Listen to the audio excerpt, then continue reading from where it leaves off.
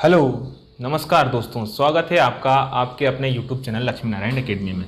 तो हम पढ़ रहे हैं गणित के वो महत्वपूर्ण क्वेश्चंस जो पिछली परीक्षाओं में आए हुए हैं। तो वो क्वेश्चन आज हम आगे हमारी सीरीज चल रही है, तो जितने भी सारे सेट पेपर्स पिछले आए थे उन सारे क्वेश्चनों को हम यहाँ सॉल्व कर रहे हैं। तो प्रश्न है 3C A + B एक खालिस्तान है।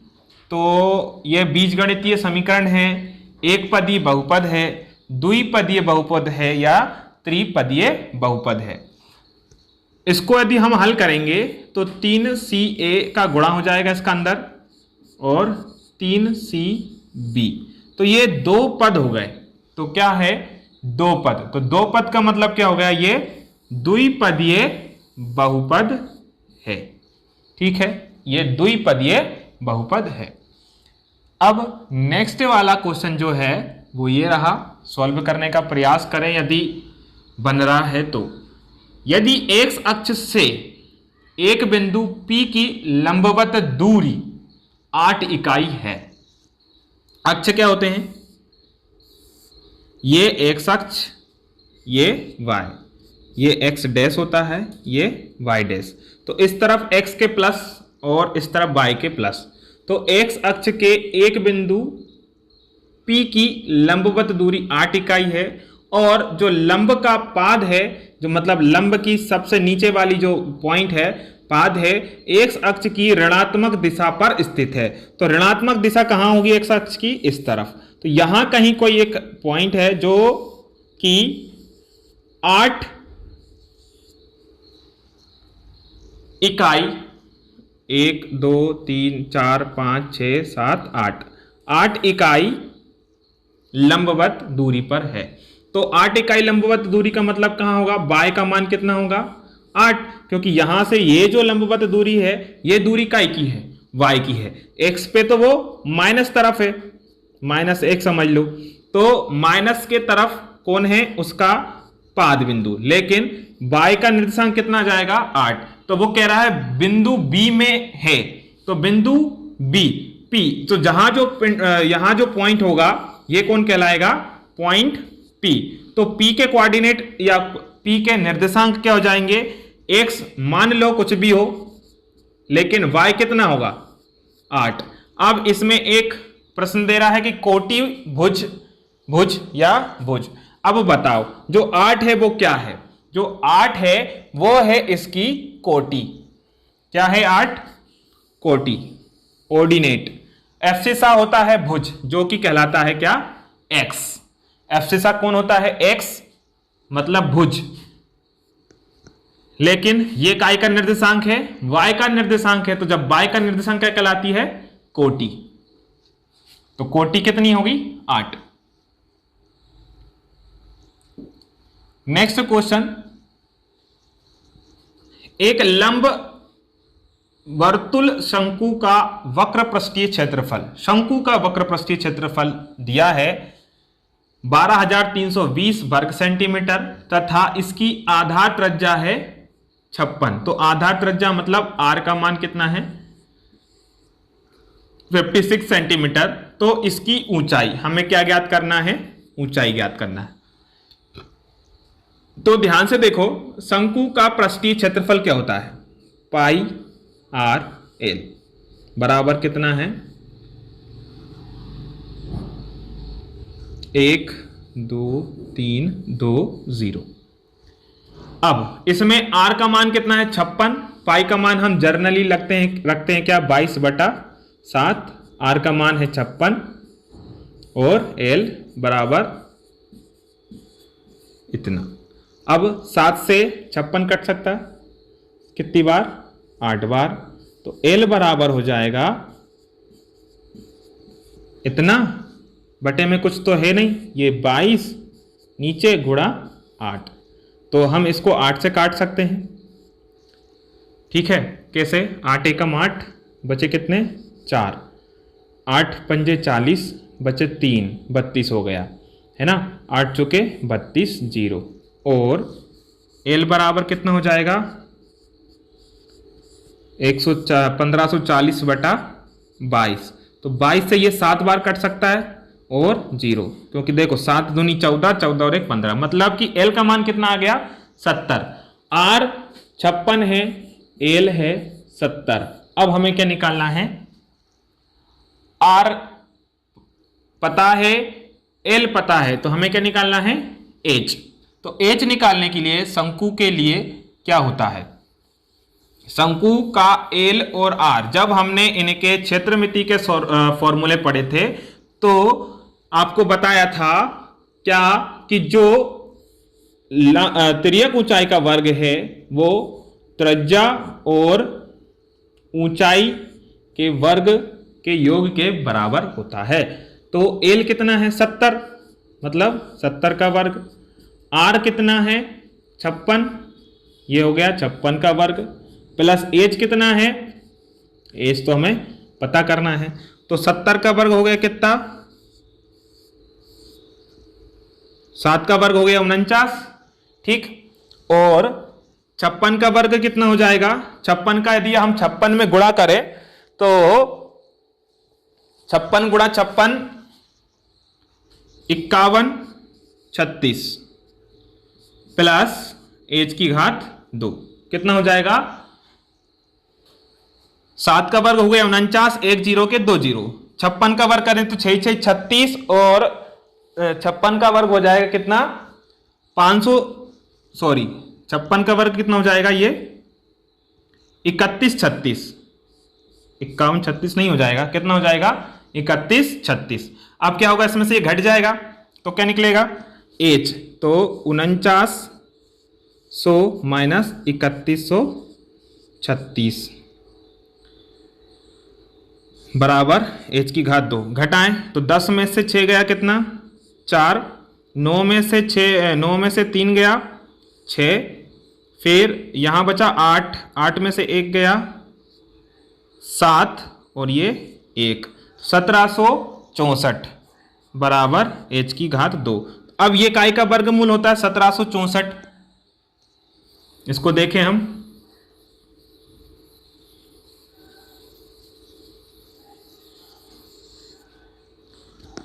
ये वर्ग हटाने के लिए क्या करना पड़ेगा, दोनों तरफ वर्ग, तो ये H का जो वर्ग है वो हो जाएगा 42 का वर्ग, क्योंकि 1764 है वो काय का वर्गमूल होता है 42 का, वर्ग से वर्ग काट दो तो H बराबर कितना हो जाएगा 42, ठीक। तो H क्या निकाला हमारा 42 सेंटीमीटर।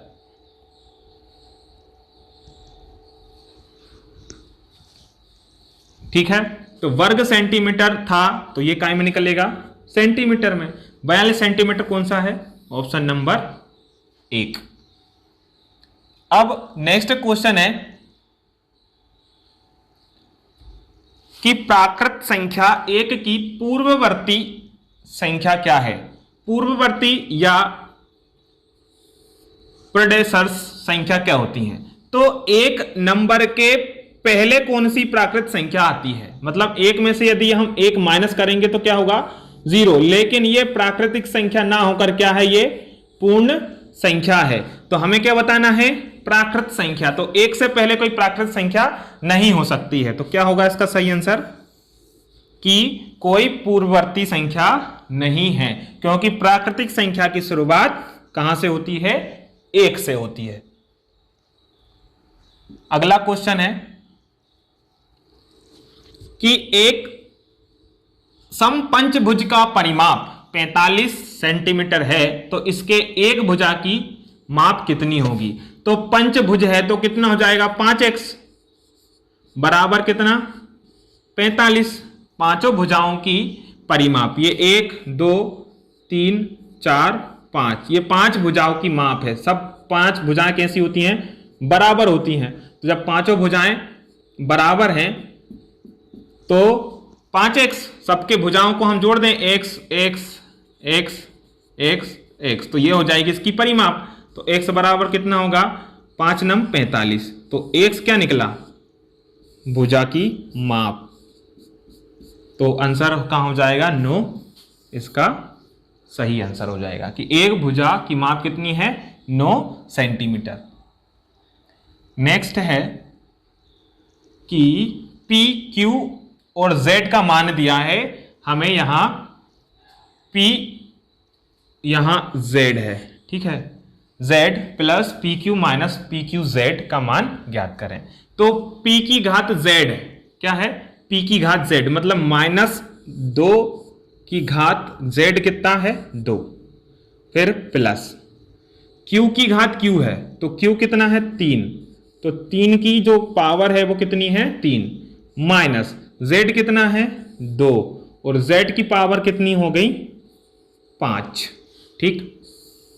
अब नीचे क्या है P अपॉन Z, तो P माइनस का 2, Z है 2, P upon Z plus PQ, P है माइनस का 2 इंटू Q है 3, फिर माइनस PQZ तीनों का गुणा माइनस का 2 फिर 3 और फिर प्लस का 2, ये है। अब इनको हल करेंगे कैसे कि 2 की घात 2 यदि प्लस माइनस में होता है तो उसका गुणा किसी भी माइनस का वर्ग हो तो वो काय में आता है प्लस में, या ऐसा समझ लो किसी भी माइनस की संख्या की पावर यदि सम संख्या है, क्या है सम संख्या है, तो उसका आंसर हमेशा प्लस का आता है। तो इसकी पावर कितनी है, जो घात है वो सम में है तो प्लस में आ गया। 3 तिरका 9 तिया हो गया 27 माइनस 2 को यदि 5 बार गुणा करें 2 दूनी 4 दूनी 8 दूनी 16 दूनी कितना हो जाएगा 32, बटे में क्या चल रहा है ये 2 से 2 कैंसिल होके क्या बचेगा माइनस का 1, प्लस माइनस माइनस का गुणा, प्लस माइनस का जब गुणा होगा तो क्या आएगा माइनस, 3 दूनी हो जाएगा 6 माइनस माइनस प्लस 3 दूनी 6 दूनी कितना हो गया 12, तो 27 और 4 हो गया 31, 31 में से 32 गया तो कितना बचा माइनस का 1, और बटे में कितना 6 और 1 7 में से 5 गया 12 गया तो कितना बचा 5, माइनस का 1/5। तो आंसर क्या हो जाएगा ऑप्शन नंबर सी माइनस का 1/5 क्या हो जाएगा ऑप्शन नंबर सी जो है वो सही आंसर हो जाएगा। केवल कुछ नहीं करा है, जो प्रश्न में मान दिए हैं वो हमने मान रखे हैं और जो गुणा वाले जो मेथड्स हैं उनका उपयोग करके हमने प्रश्न को इजी वे में सॉल्व कर लिया। अब अगला क्वेश्चन है कि अनु की आयु उसकी मां की आयु का 1/3 है। तो अनु की आयु यदि 12 वर्ष है तो उसकी मां की आयु बताओ, ठीक है। तो अनु की आयु उसकी मां की आयु का, तो अनु मान लेते हैं हम ए, अनु को क्या मान लेते हैं ए, अनु हो गई ए और मां हो गई कौन एम। तो अनु की जो आयु है वो उसकी मां की आयु का कितना है 1/3 है, ठीक। यदि अनु की आयु मतलब ए बराबर कितना है 12, ए बराबर कितना हो जाएगा 12, तो हमें यह बताना है कि एम कितना है उसकी मां की आयु। तो 3 का जो भाग यहां हो रहा है यहां के क्या हो जाएगा पक्षांतर होके 3 का गुणा हो जाएगा, तो कौन निकल आएगा उसकी मां की आयु। तो मां की आयु कितनी हो जाएगी 12 तिया 36 वर्ष, 36 वर्ष ऑप्शन में है कौन सा ऑप्शन नंबर पहला ही है 36 वर्ष, ठीक। अब नेक्स्ट क्वेश्चन है आयत PQRS, PQRS एक आयत है जिसका विकर्ण एक दूसरे पर, ये जो दिख रहा है विकर्ण, ये विकर्ण एक दूसरे को O पर प्रतिच्छेद करते हैं और POQ कितना है ये 130 डिग्री, कितना है ये 130 डिग्री।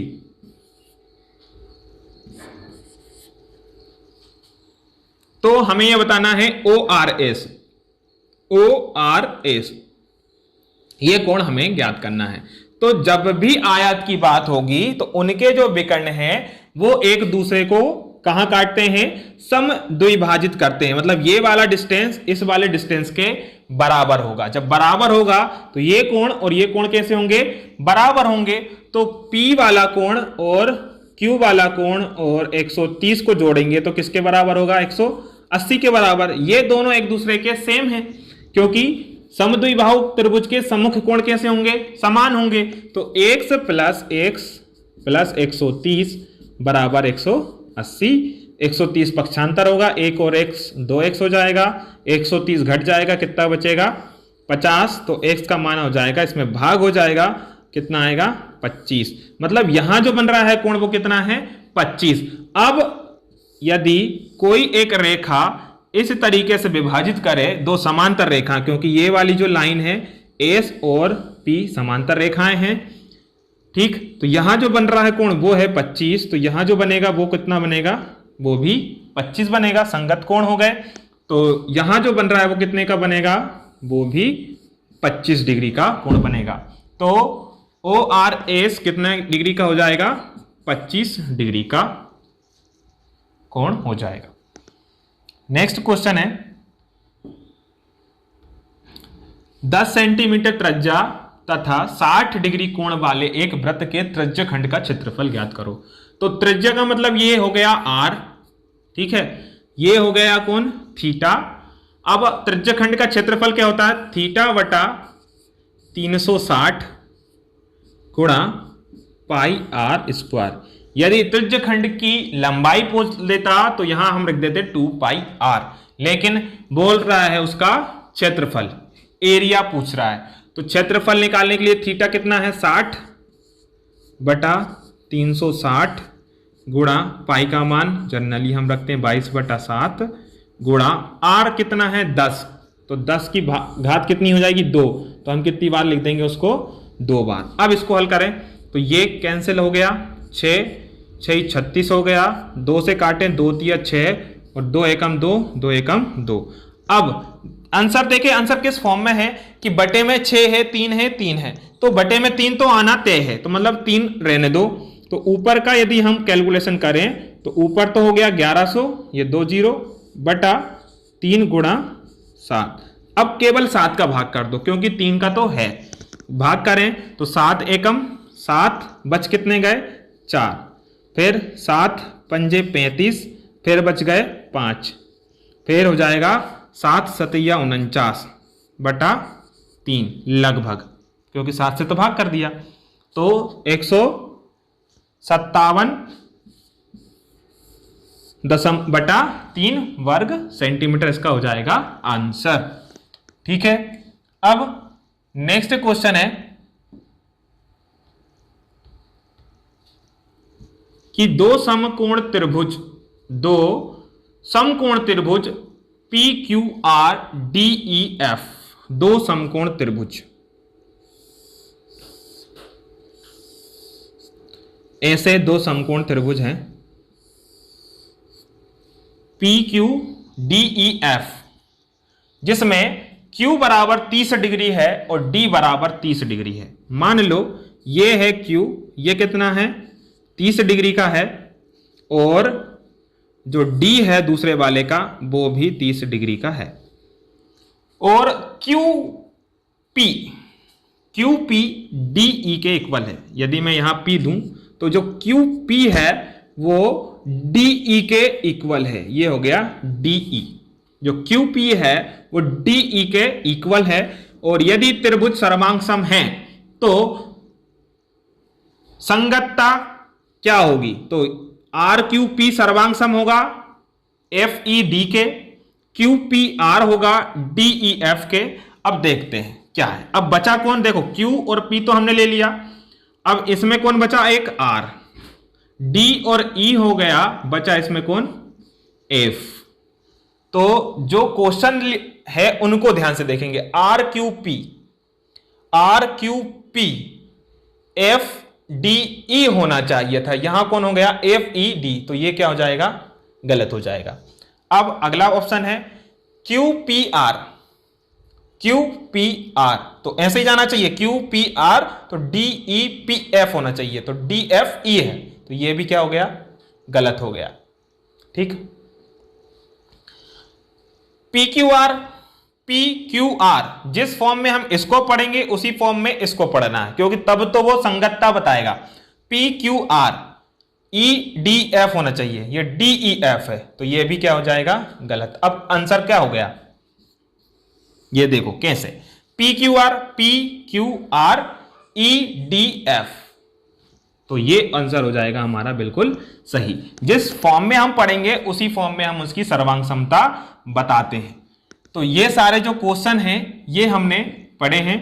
तो ये वो क्वेश्चन है जो पिछली परीक्षाओं में आए हुए हैं और बहुत खास और इंपॉर्टेंट क्वेश्चंस हैं। तो हमारी वीडियो पसंद आ रही है तो जरूर लाइक कर दीजिएगा, और हमारे टेलीग्राम चैनल्स पर भी जुड़ जाइए। जो हमारे चैनल्स पे सारी वीडियोस बन रही हैं इनकी पीडीएफ लिंकें उसमें मिलेंगी आपको, और पीडीएफ फॉर्मेट में डायरेक्ट आपको फ्री ऑफ कॉस्ट ये सारी वीडियो का मटेरियल आपको मिलता जाएगा। Thank you.